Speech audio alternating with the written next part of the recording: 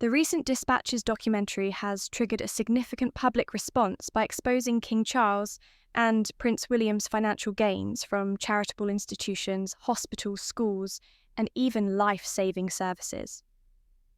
Among the most controversial details was the revelation that the RNLI, a charity devoted to rescuing those in peril at sea, must pay fees to royal estates just to launch lifeboats from beaches owned by the Crown. The RNLI's work is critical, often mobilising boats in rough seas and adverse weather to save lives. Yet, they're expected to divert their limited resources to cover fees every time they launch from certain beaches, funds that could otherwise purchase equipment or training for their volunteers. By placing this financial burden on the RNLI, the royals are effectively demanding rent for allowing life-saving missions to proceed, implying that without this payment, they would deny a pathway for rescues. This is indeed a very dark revelation about this monarchy. The question is, what if the RNLI didn't pay the rent? Would the monarchy then refuse to allow them to launch boats, and therefore forcibly stop the saving of people's lives in peril at sea? How low can you go? It is no surprise to see so many people online label this as absolutely disgusting behaviour from a monarchy that is quite possibly the richest organisation in the world that really doesn't need any extra money. In fact, they have so much money they should be giving much of it away, not taking it from working people's wages, profiting from hospitals, schools and charities that they claim to support, and especially not charging lifeboats to launch into the sea to save people's lives. For a monarchy that often speaks of duty and public service, this practice undercuts the image they project, positioning them as prioritising profit over human life.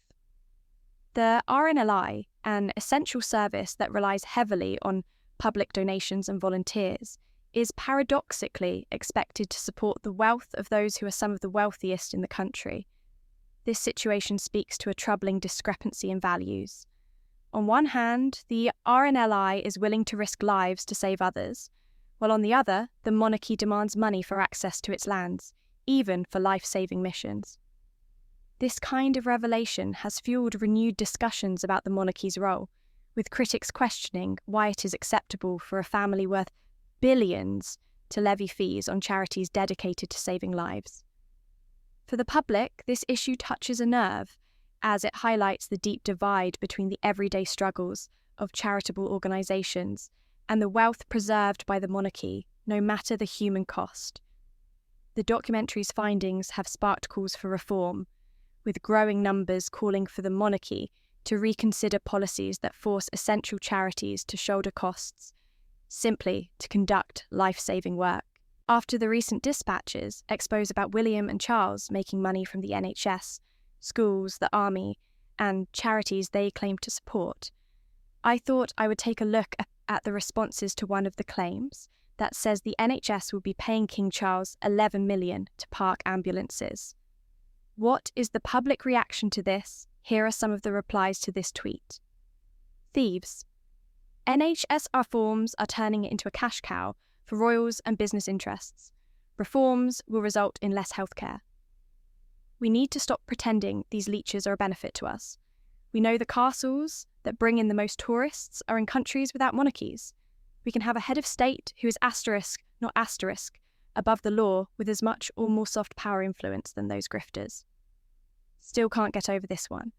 One of the most jaw-dropping grifts on Dispatches uncovered is King Charles actually charging Asterisk, the lifeboat charity, to launch lifeboats, charging volunteers, risking their lives to save others, and then smiling for the cameras, their patron.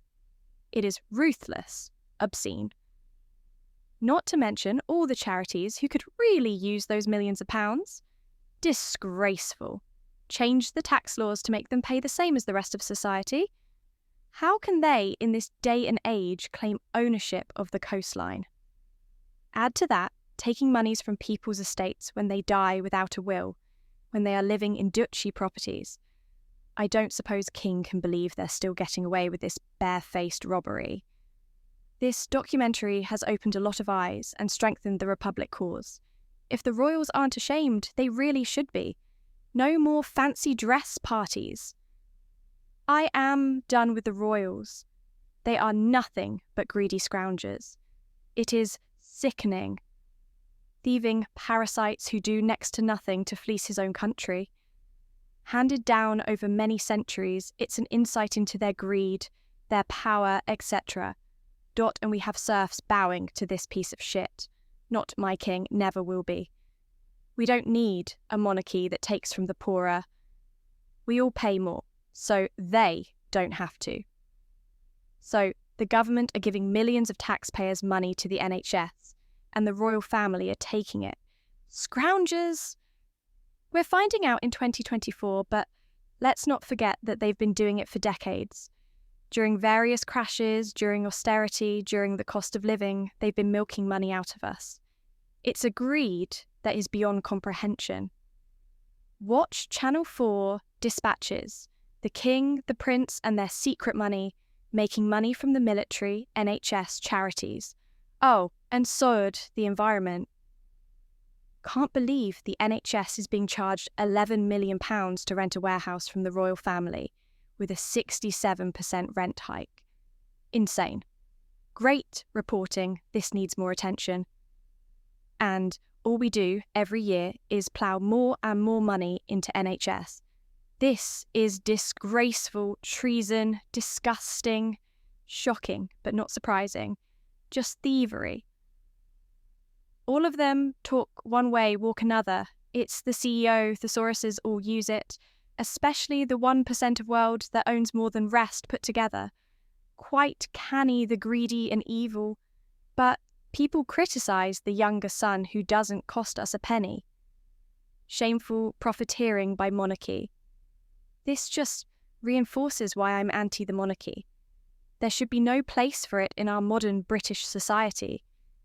This is definitely a mafia family, and now they are exposed. While Charlie Windsor was receiving his super expensive private cancer treatment that isn't available to you, he was charging the NHS £11 million to park ambulances on his land. Meanwhile, millions of taxpayers remain on waiting lists for cancer treatment. Oh, wow!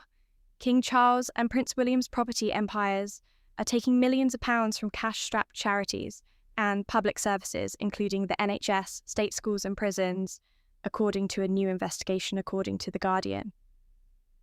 This is globalist-driven propaganda. They are going after farmers.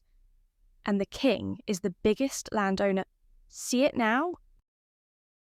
The recent Channel 4 Dispatches episode, The King, the Prince and Their Secret Millions, has sparked significant discussion around the financial practices of King Charles III and Prince William, particularly concerning their roles as patrons of various charitable causes.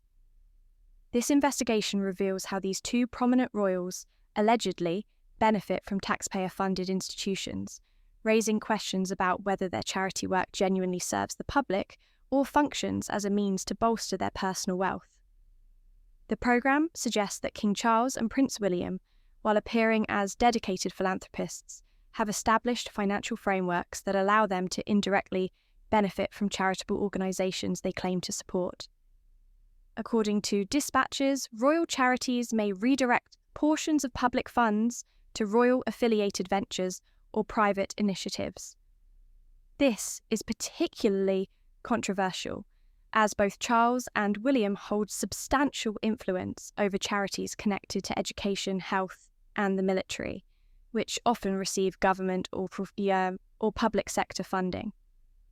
One of the central claims in the documentary is that public money from organisations like the NHS, schools, and military bodies sometimes flows into royal charities, which are then reportedly used to fund projects that could, in turn, enhance the financial standing of the royal family.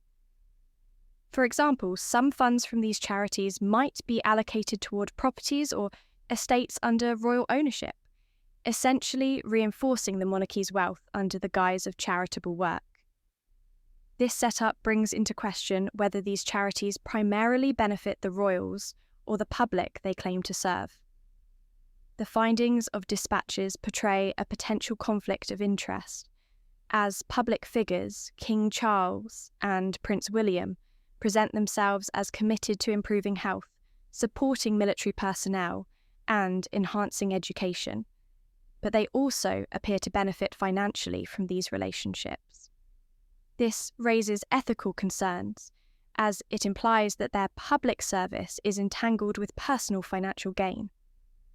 For instance, by channeling donations and public funds into royal foundations, the programme suggests that they may be fleecing the public, who believe they are contributing to noble causes rather than supporting royal wealth. Critics argue this could represent a form of hypocrisy, especially given that the monarchy frequently emphasises its role in supporting societal welfare. This revelation is particularly striking, given that the royals are viewed as champions of numerous social causes and are expected to uphold a higher standard of integrity. By allegedly accepting funds from taxpayer-supported entities like the NHS and the military, Charles and William may be perceived as undermining their public commitment to these causes by converting philanthropic support into royal profit. The Dispatch's revelations have intensified public sympathy for Prince Harry and Meghan Markle's decision to step back from royal duties. Harry and Meghan have previously expressed discomfort with the monarchy's financial and operational model, citing a desire to work independently and uphold their values without the conflicts they felt were inherent in royal life. This Dispatch's episode lends some weight to their perspective, illustrating a monarchy focused on sustaining its wealth, sometimes at the public's expense. Their departure in this light could be seen as an attempt to escape a system that critics argue operates in part on exploiting public trust and taxpayer funds. This investigation has broader implications, questioning the transparency and accountability of the royal family's finances. For years, the royals' wealth has been shrouded in secrecy, and only limited details have been made available to the public. The episode suggests that the royal family operates with considerable financial latitude, utilising its charitable roles to indirectly enhance its wealth. This model, while legally permissible, may not align with public expectations for a family supported by taxpayers. Given that Charles and William are prominent figures with a strong public influence, these revelations could impact their reputations and strain the monarchy's relationship with the British public. In summary, the Channel 4 Dispatch's investigation into Charles and William's financial practices has brought to light significant concerns about the relationship between the monarchy, charity, and public funding. The revelations challenge the image of the royals as selfless public servants and open up discussions on the future of the monarchy in a modern, transparent society. This controversy is likely to fuel ongoing debates about the role and funding of the British monarchy in the years to come. The rumours surrounding Meghan Markle's supposed autobiography have reignited discussions about whether she is keeping it as a form of revenge against the royal family. Some royal experts claim that Meghan might be holding on to this weapon in case she feels the need to retaliate for any future slights. This speculation stems from past interviews where Meghan has hinted at keeping a journal during her time with the royal family. While some see this as a potential exposé waiting to happen, others dismiss it as sensationalism. However, considering Meghan's experiences, ranging from her struggles with royal life to facing media threats, it's plausible that such a memoir could exist not for revenge, but as a safeguard. This could be her way of ensuring that her side of the story is told, potentially to protect herself from a fate similar to that of Princess Diana. Some believe that if Diana had prepared an exposé or autobiography set to release in the event of her untimely death, it might have shielded her from the tragic fate she faced. Diana, known for her struggles with the royal family and for her candid interviews, notably revealed her personal anguish in the famous 1995 BBC Panorama interview. She exposed her marriage difficulties, her feelings of isolation, and her mental health struggles. While many sympathised with her openness, it's widely believed that her public disclosures heightened tensions within the royal institution and made her a greater target for intense media scrutiny. Her sudden death in a car crash in 1997, often attributed to paparazzi pursuit, gave rise to numerous conspiracy theories, with some suggesting that her death was not accidental. These theories argue that had Diana released a book unveiling more secrets about the royal family, it could have altered the course of events leading to her tragic end. The idea is that a safeguard memoir could have made any attempt to silence her too risky, as any foul play might trigger the release of her side of the story. In light of Diana's experience, it's not unreasonable to think that Meghan might have taken precautions to protect herself from a similar outcome. Meghan's life has also been marked by intense media criticism and threats, and her memoir, if it exists, could serve as both a form of protection and a way to control her narrative in the future. Just as Diana's openness made her both admired and vulnerable, Meghan's hypothetical book could give her power over how her story is remembered, ensuring she does not meet the same tragic fate. This perspective suggests that the Meghan's rumoured memoir may be less about revenge and more about survival in an unforgiving media landscape, with a royal family known for its silence and restraint. If Meghan, like Diana, feels marginalised and unsupported, her memoir could be a strategic tool, not only to share her experience, but also to safeguard her future.